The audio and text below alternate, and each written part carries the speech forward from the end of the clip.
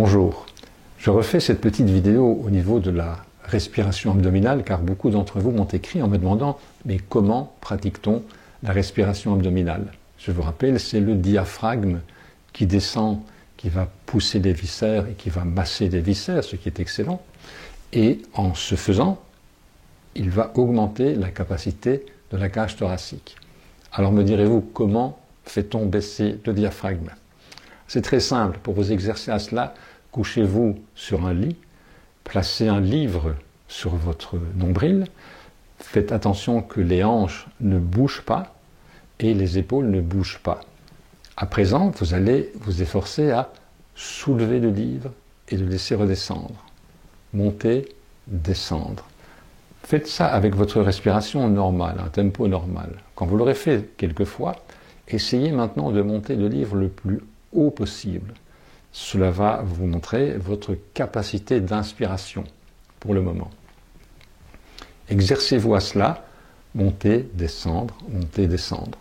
Et puis, lorsque vous expirez, qui est la phase la plus importante de la respiration, votre livre va redescendre. Imaginez-vous que le nombril entre vraiment dans le ventre, comme s'il voulait aller toucher les vertèbres derrière. Et en soufflant, en expirant, vous allez pincer les lèvres comme si vous souffliez dans une paille. Pour ce faire, pour que vous puissiez visualiser votre expiration, prenez un simple mouchoir en papier, comme ceci, et vous allez faire une inspire. Voyons. Voilà.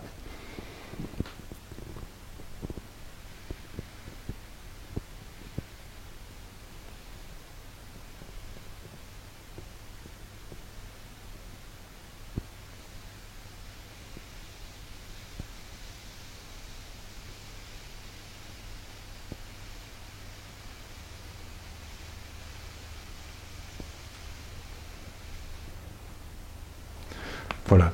Vous avez vu que le mouchoir était légèrement poussé. Si vous faites ça, ça signifie que votre expire est trop forte et trop rapide. L'expiration, c'est vraiment le moment où la détente physiologique va s'installer dans votre corps. L'avantage que cela aura également, c'est que votre attention va être focalisée sur les sensations perçues au niveau de vos lèvres, au niveau de la bouche. Vous allez visualiser le souffle et donc vos pensées paralysantes seront immédiatement stoppées parce que votre conscience sera focalisée sur vos ressentis et sur la visualisation. Bien entendu, dans la vie courante, vous n'aurez pas de petit mouchoir devant vous. C'est la raison pour laquelle je vous conseille vraiment de vous entraîner de sorte à ce que vous puissiez l'utiliser le jour ou à l'instant où vous en aurez besoin. À tout à l'heure. Nous allons maintenant passer à la respiration complète. Pourquoi complète? Parce qu'elle va permettre un échange total de l'air dans nos poumons. Lorsque nous respirons de manière habituelle, il reste toujours un petit résidu gazeux dans nos poumons. L'avantage de la respiration complète est qu'elle va, d'une part, renouveler complètement l'air dans nos poumons, permettre une meilleure oxygénation du cerveau et apporter une détente physiologique profonde et vraiment instantanée. Alors comment allons-nous faire? Nous allons d'abord partir avec le bas du ventre, dans la respiration abdominale. Ensuite, nous allons nous redresser, permettant ainsi d'écarter un peu les côtes lorsque nous allons inspirer davantage.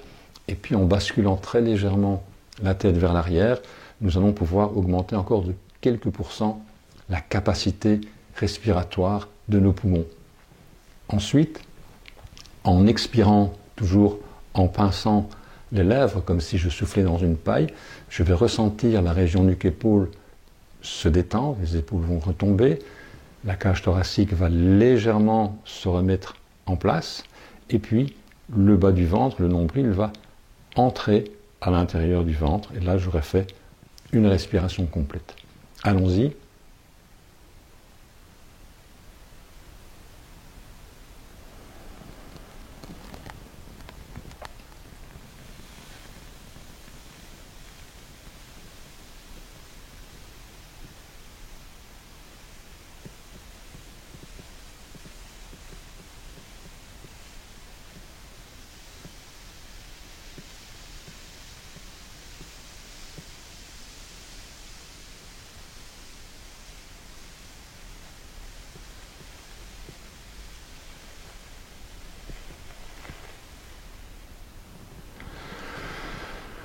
Et voilà. Lorsque vous avez pratiqué une respiration complète, refaites 2 ou 3 respirations normales, de sorte à ne pas suroxygéner le cerveau, sans quoi ça va vous donner le tournis. Vous allez vraiment ressentir une détente immédiate. Si vous avez une négociation difficile à faire, une conférence à donner, une visioconférence, ou quelques problèmes, quelques situations qui pensent vous poser un problème, isolez-vous, pratiquez une respiration complète, 3 respirations normales, une complète, 3 normales, une complète, 3 normales. Et puis, entrez dans ce que vous avez à faire. Vous verrez que vous aurez un esprit d'analyse beaucoup plus clair, une vue de la situation qui vous apparaîtra beaucoup plus claire également, et donc les décisions que vous prendrez seront certainement plus en accord avec vos ressources, vos capacités et vous-même. Je vous souhaite vraiment de très belles découvertes et n'oubliez pas, entraînez-vous de sorte à pouvoir utiliser cet outil formidable quand vous en aurez besoin en situation difficile. À bientôt, au revoir.